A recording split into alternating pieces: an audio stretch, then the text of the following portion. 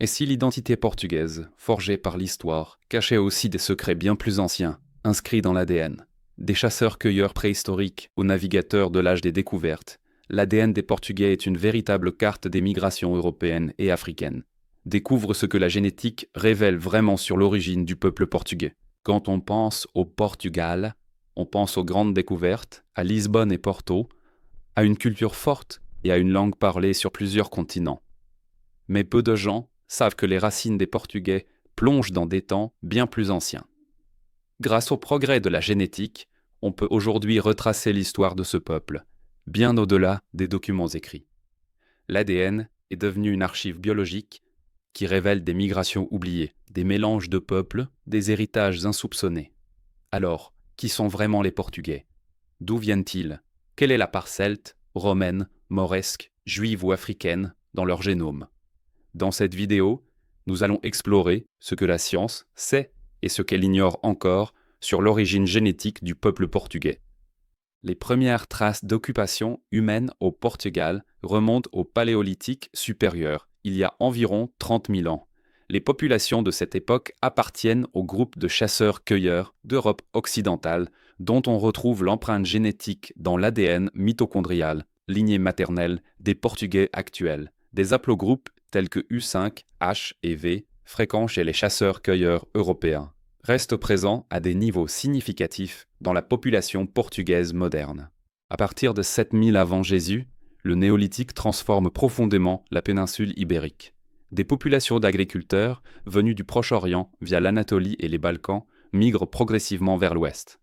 Leur arrivée marque un changement de mode de vie, adoption de l'agriculture, domestication des animaux, construction de villages, céramique et édification de structures mégalithiques. Ces populations néolithiques introduisent également de nouveaux haplogroupes comme J, T et K, observables aujourd'hui chez les Portugais, principalement via la lignée maternelle.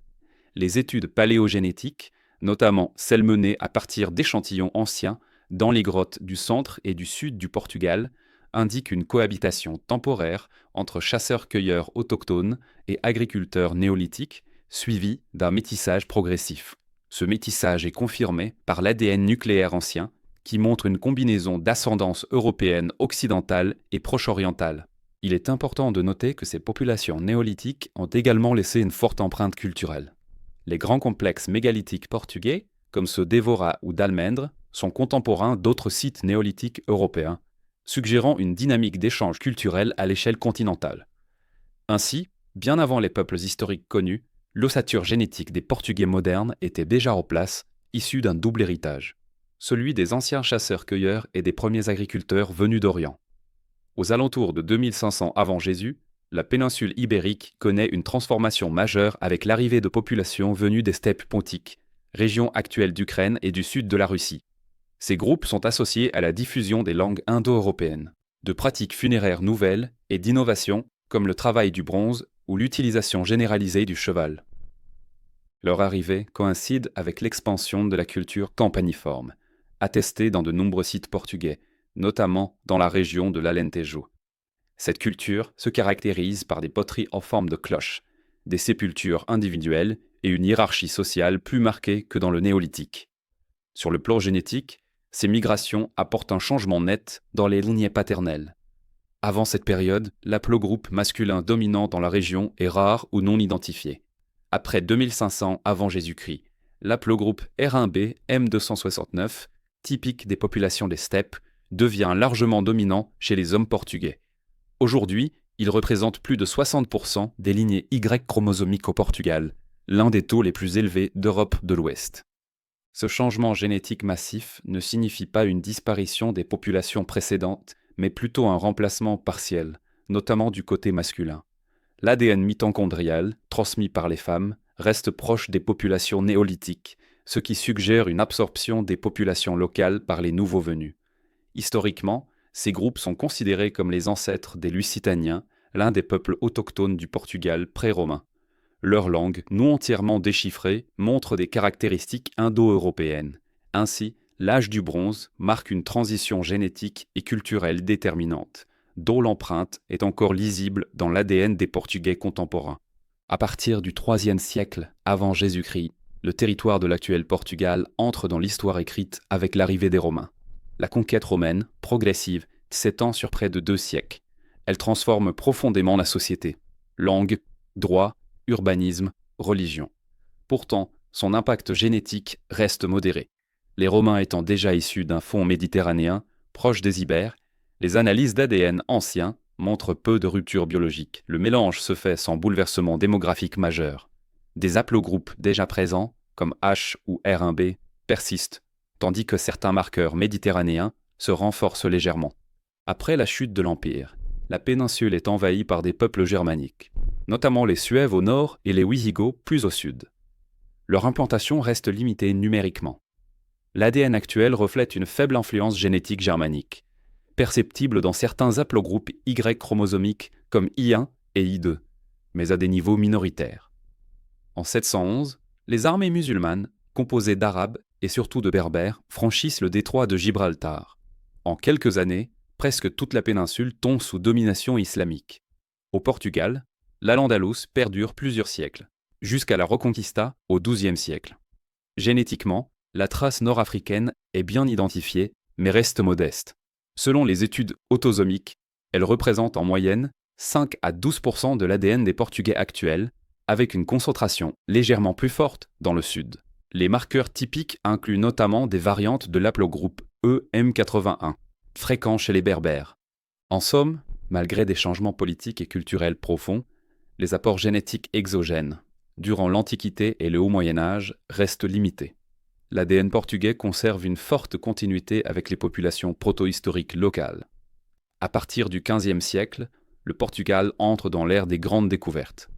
Cette période marque le début d'une mondialisation accélérée, dans laquelle le pays joue un rôle central. Lisbonne devient un carrefour où transitent marchandises, savoirs et populations. Ce contexte modifie progressivement la composition génétique de la population portugaise. L'un des groupes les plus influents est celui des Juifs séfarades. En 1492, les rois catholiques d'Espagne expulsent les Juifs. Le Portugal accueille alors une importante communauté, estimée à plusieurs dizaines de milliers de personnes. En 1497, ces populations sont elles aussi contraintes à la conversion ou à l'exil. Néanmoins, de nombreux nouveaux chrétiens restent sur place, se mêlent à la population et laissent une empreinte génétique mesurable. Certaines études ont identifié des marqueurs d'ADN caractéristiques des Juifs séfarades, notamment des sous-types spécifiques de J1 et J2. En parallèle, le Portugal devient un acteur majeur de la traite atlantique. Des centaines de milliers d'Africains sont amenés, d'abord comme esclaves, puis comme affranchis. Une partie d'entre eux s'intègre progressivement à la société portugaise, notamment à Lisbonne, à Lagos ou à Setúbal. L'empreinte génétique africaine subsaharienne est modeste mais détectable. Elle oscille autour de 2 à 6% selon les régions, avec des haplogroupes tels que E1B1A, YDNA, ou des marqueurs autosomiques caractéristiques. Enfin, le métissage colonial opère dans les deux sens. Au retour du Brésil, d'Angola ou du Cap-Vert, certains Portugais ramènent des enfants métis, des épouses ou des domestiques. Ce phénomène, bien que marginal en nombre, contribue à la diversité génétique moderne. Ces apports récents, bien que secondaires sur le plan statistique, illustrent le rôle du Portugal comme carrefour global et témoignent de l'ouverture, parfois forcée, de son histoire démographique. L'étude de l'ADN des Portugais révèle une réalité bien plus ancienne et complexe que les récits purement historiques.